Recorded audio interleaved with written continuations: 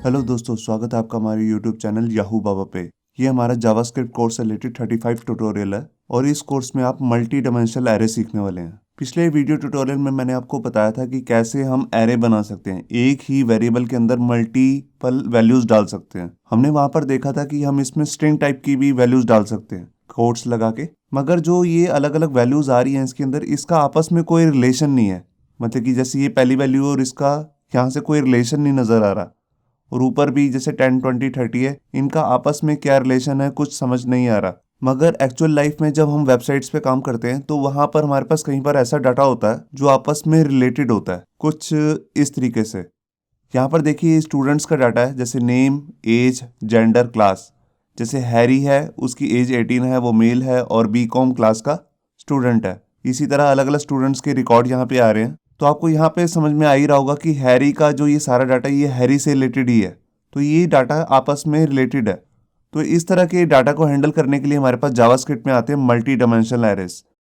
Multi dimensional array का मतलब होता है एक एरे के अंदर मल्टीपल एरेज, मतलब कि एक एरे के अंदर बहुत सारे एरेज। तो यहाँ पर देखिए, जैसे हमने इसको एरे बनाना होगा तो हम एक पहले एरे लेंगे, उसके अंदर जितनी भी रोज आ रही हैं उन सब के लिए अलग अलग एरेज बनाएंगे। जावास्क्रिप्ट के अंदर मल्टी डायमेंशनल एरेज को लिखने का एक तरीका होता है। आइए उसको देखते हैं। यहाँ पर देखिए ये वही डाटा है जो हमने अभी टेबल में देखा है। यहाँ पर देखिए सबसे पहले आप रेड, जैसे यहाँ पर मैंने ब्रेसेस लिए हैं, सबसे आप पहले आउटर ब्रेसेस लेंगे। मतलब कि ये पहला एरे है जिसके अंदर मल्टीपल एरेज आ रहे हैं। तो देखिए यहाँ पर हर रो के लिए मैंने दोबारा से स्क्वायर ब्रेसेस स्टार्ट किए और यहाँ पे लास्ट में जाके स्क्वायर ब्रेसेस एंड किए। और इसके अंदर भी देखिए अलग अलग वैल्यूज आ रही हैं। देखिए स्ट्रिंग आ रही है वैल्यू, यहाँ इंटीजर है, यहाँ पे स्ट्रिंग है और फिर लास्ट में भी स्ट्रिंग ही है। जैसे मैंने आपको पिछले ट्यूटोरियल में बताया था कि हर जो एरे की वैल्यू होती है वो किसी इंडेक्स पे सेव होती है, तो इसमें भी इंडेक्स वर्क करेगा। देखिए जैसे हम बात करें अगर पहले एरे की, जो हमारा सबसे आउटर एरे है, उसके अंदर भी इंडेक्स पे ये सारी वैल्यूज सेव होंगी। तो ये जो आपको पहले ये वैल्यू दिख रही है पूरी की पूरी टोटल, जो पहला एरे है ये 0 इंडेक्स पे सेव है। इसी तरह ये दूसरे मतलब कि 1 इंडेक्स पे सेव है, और ये दूसरे पे और ये तीसरे इंडेक्स पे सेव है ये वैल्यू, पूरा का पूरा ये एरे। और इसके अंदर जितनी ये वैल्यूज आ रही हैं इनका भी अलग अलग इंडेक्स बन रहा है। यहाँ पर देखिए जो पहली वैल्यू है उसका इंडेक्स है 0, जो दूसरी है उसका 1, तीसरी का 2 और फोर्थ वाली का 3। तो यहाँ पे देखा आपने कि कैसे हम जावास्क्रिप्ट के अंदर मल्टी डायमेंशनल एरे बना सकते हैं और उसके अंदर कैसे वैल्यू स्टोर कर सकते हैं। तो आइए देखते हैं इसे प्रैक्टिकली, और इसे प्रिंट कैसे करना है वो भी हम प्रैक्टिकली दिखाऊंगा आपको। यहाँ पर देखिए हमने एक अपना HTML का एक डॉक्यूमेंट बना लिया है। यहाँ पे हम अपना मल्टी डायमेंशनल एरे का प्रैक्टिकल करने लगे। यहाँ पे हमने पहले से एक एरे बना के रखा है मल्टी डायमेंशनल एरे। इसके लिए मैंने पहले एक स्क्वायर ब्रेसेस ले लिए। ये आउटर एरे है और इसके अंदर एक मल्टीपल एरेज आ रहे हैं, उसके लिए दोबारा से स्क्वायर ब्रेसेस स्टार्ट किए और एंड किए और लास्ट में कोमा लगाया। यहाँ पे आपको ध्यान रखना जो लास्ट वाला एरे होगा उसके बाद यहाँ पर कोमा लगाने की जरूरत नहीं है लास्ट में। अब मैं आपको इसको प्रिंट करके दिखाता हूँ। तो यहाँ पर मैं गया और यहाँ पर मैंने जो हमारे एरे का नाम है ARY वो यहाँ पर लिख दिया और इसको सेव किया। और यहाँ पे देखिए हमारा सारा जो एरे है वो प्रिंट हो चुका है। यहाँ पर देखिए सारा का सारा एक ही लाइन में प्रिंट हो रहा है। जो हमारे पास यहाँ पे सीधा एरे का वेरिएबल, हमने उसको यहाँ पे सीधा प्रिंट कर दिया। अब मैं आपको दिखाता हूँ, इसको हम यहाँ पे ऐसे प्रिंट नहीं करेंगे, इसके लिए हम यहाँ पे फॉर लूप यूज करते हैं। तो मैंने यहाँ पर एक वेरिएबल ले लिया a और उसकी वैल्यू ले ली 0।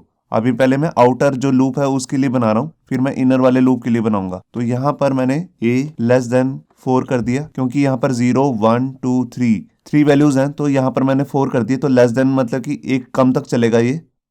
और इसके बाद यहाँ पर a प्लस प्लस कर दिया और मैं यहाँ अंदर आया और अब मैं इसको प्रिंट करके दिखाता हूँ आपको। मैं यहाँ पर a लिख दिया। अब हर बार जब भी लूप चलेगा तो इसमें वैल्यू एक ही आती रहेगी, पहले 0, 1, 2, 3 इस तरह। और उसके बाद मैं यहाँ पर एक ब्रेक भी लगा देता हूँ। मैंने फाइल को सेव किया और ये देखिए हमारा आउटर लूप चला और उसने क्या किया, यहाँ पर आप देख रहे हैं इस एरे को प्रिंट कर दिया। अब मैं चाहता हूँ कि अंदर जो ये कोमास आ रहे हैं ये भी ना आए, इनके लिए भी लूप चले। तो उसके लिए मुझे क्या करना होगा, यहाँ पर नेस्टेड लूप यूज करना पड़ेगा। मैं यहाँ पर अंदर जाके एक लूप और बना लेता हूँ और यहाँ पे मैंने वेरिएबल ले लिया इनर लूप के लिए b, और उसकी भी वैल्यू 0 से स्टार्ट होगी। अब अंदर जो है हमने लूप जो चलाना है वो भी 4 टाइम्स ही चलाना है। देखिए अंदर 4 वैल्यू हैं, पहले नेम है, फिर एज है, फिर उसका जेंडर है, फिर उसकी एजुकेशन है। तो यहाँ पर भी देखिए b लेस देन 4 और यहाँ पे b प्लस प्लस मैंने कर दिया। उसके बाद मैंने यहाँ पर ये लगाया और देखिए यहाँ पर मैं लिख दूंगा b। मैंने फाइल को सेव किया और ये देखिए यहाँ पर ये लूप आ गया है, अंदर भी ब्रेक लग रही है, तो मैं यहाँ पर ब्रेक नहीं लगाऊंगा अभी।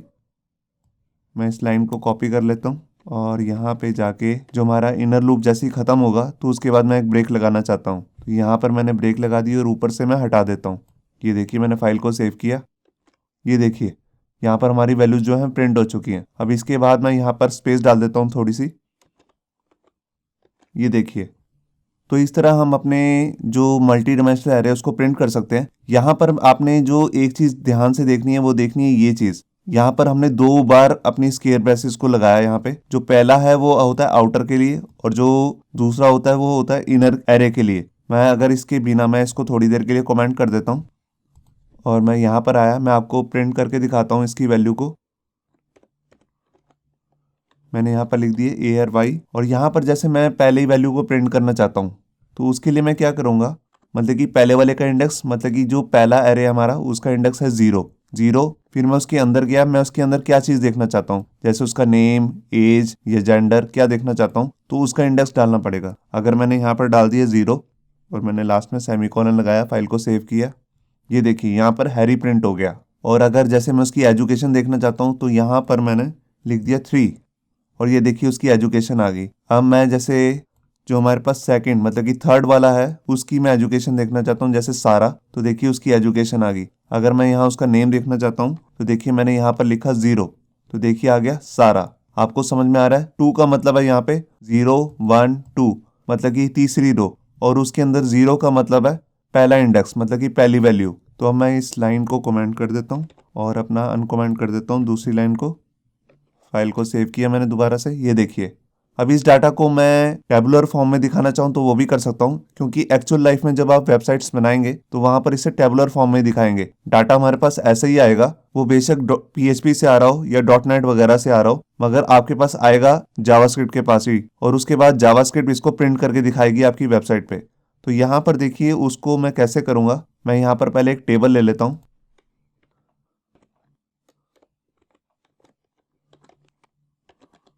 मैंने यहाँ पर बॉर्डर लगा दिया 1 पिक्सल का, और यहाँ पे देखिए मैं इसी को कॉपी करके लास्ट में जाके फॉर लूप के बाद इस टेबल को पहले क्लोज कर देता हूँ। फिर उसके अंदर जाके मैं TR और TD बनाऊंगा इसके। ये देखिए यहाँ मैंने क्लोज कर दिया।